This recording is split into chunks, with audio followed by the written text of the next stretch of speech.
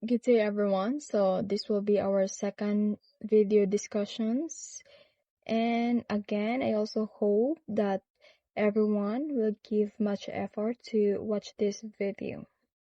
So in this video, it covers the module 4 and 5, which problems involving quartile, decile, and percentile. So in this video, you will be learning on how to solve or get the value of the situational problems or real-life situation problems involving the quartile, decile, and percentile. So now, let's proceed. So presenting to you the learning objectives of this module. So at the end of the lesson, you are expected to analyze word problems involving quartiles, deciles, and percentiles of ungroup and group data. Solve problems involving quartiles, deciles, and percentiles of ungroup and group data, and appreciate the usefulness of measures of position in solving ungroup and group data used in real-life situation. So we have here an example number 1. So the following are the scores of 10 students in the 40-item quiz. So how many students belong to the top 25% of the class?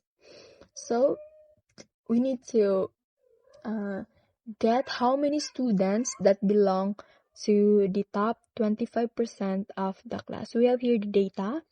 So what is the first step? So the first step you're gonna do is arrange the data in ascending. So from lowest to greatest or highest. So we have here the arranged data. The 13 is the lowest and the highest is 36. So these are the 10 students' scores, and we have here the solution. So we have here y percentile 75 or 75th percentile man ang atong gigamit. It's because para ato ang ma-identify kung pila ka student ang nabilong sa top 25%, of course, atong pangitaon kung pila pod ka students ang nabilong sa top 75%. Okay? For us to identify the top 25%, we get the top 75% of the students or the students who belong to top 75%. So we have here the percentile sub 75 or the 75th percentile. So our K is the 75 and our N is 10. So we have here the 10 total number data plus 1, so 11 times 75, it's 275 divided by 100, so it result 8.25. So rounding to the nearest integer is 8. So dili ni mo rounding up since this is not above what? Not above 0.50. So if 5 pataas, so that's ma-rounding up. So it remain only 8 since it's only 8.25. So for the interpretation, so therefore the top 25% of the students got a score of greater than 33. So there are only 2 students who belong to the top 25% of the class whose scores are 34 and 36. Okay, let's atong i-analyze or atong sabto ng problem. So ang problem, there are 10 students with their scores. So these are the scores. And nang tanang problem, of course, nang tanang problem nga, pila kuno ka student ang nabilong sa top 25% sa klase. So, atong unang gipangita kung pila or unsay scores sa top 75. So, yung result siya sa manang position sa data. So, we have here the 33.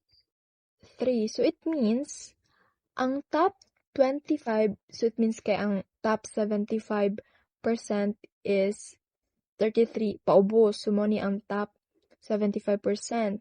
So, therefore, ang top 25% nga students nakakuha og score nga or got the score nga 33 pataas. So we have here only 2 students ang nakakuha or nabilong sa top 25%. So we have here 34 and 36. So kuha.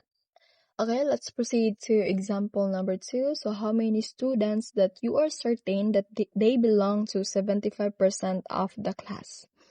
So we have here this data.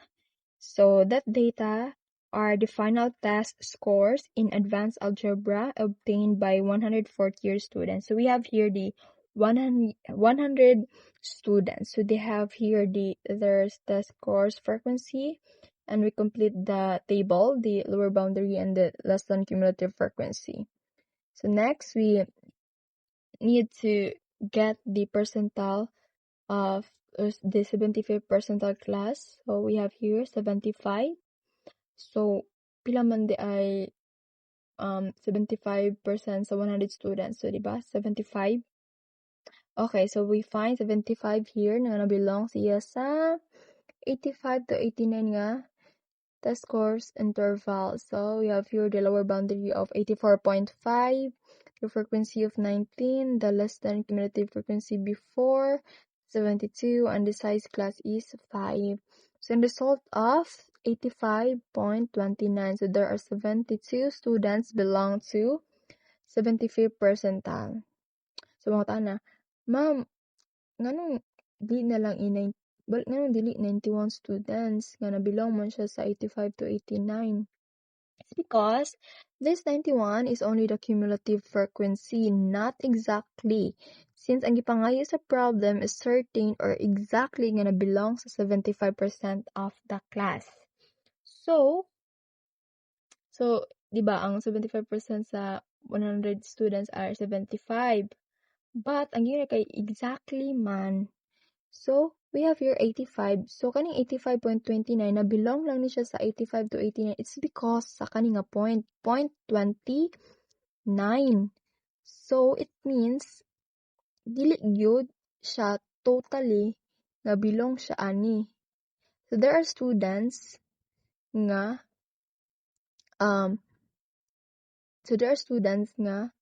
mo'y nakapabilong ani kaning 0.29 or the 0.29%. So, it means there are 72 students nga exactly nga nabilong sa 75%. Why? Because kung 75 student, di ba ang 75% sa 100 student kay 75. Kung i-minus siya sa 72 nga exactly nga certain, so there are 3 students. So, ang kaning 0.29%, these are the 3 students. Kung mapuno siya kaning 3 students, nabilong siya sa ani nga test score sa 85.89 sa 91 students. It means only the 72 students are exactly or certain nga nabilong sa 75% of the class. Kuha, kay dili siya exactly nga 75% kay or 75 students kay cumulative frequency may 91 man diri di ba nabilong sa 75 diri it's because sa point nga ni 0.29. So dili gyud sa exactly nga makaingon tag 91 students. Kay ang 91 students or 91 students kay mabilong man pwede man nag 85 ang yang result kay ang yang interval or scores kay 85, 86, 87, 88 and so 89. So ang exactly nga score sa 70% kay 85 below 85.29 below kaning 0.29 which are the 3 students nga mo'y nakapabilong niya sa 85.89. So that is why ang exactly rated or certain nga nabilong sa 75% nga class are 72 students. So ang 72 kaning 72 students have the scores nga 85 below. Kuha kang pangayo sa problem kay exactly man o certain Okay, kuha. Okay. I guess that's all for this video. I hope you are learning. Thank you.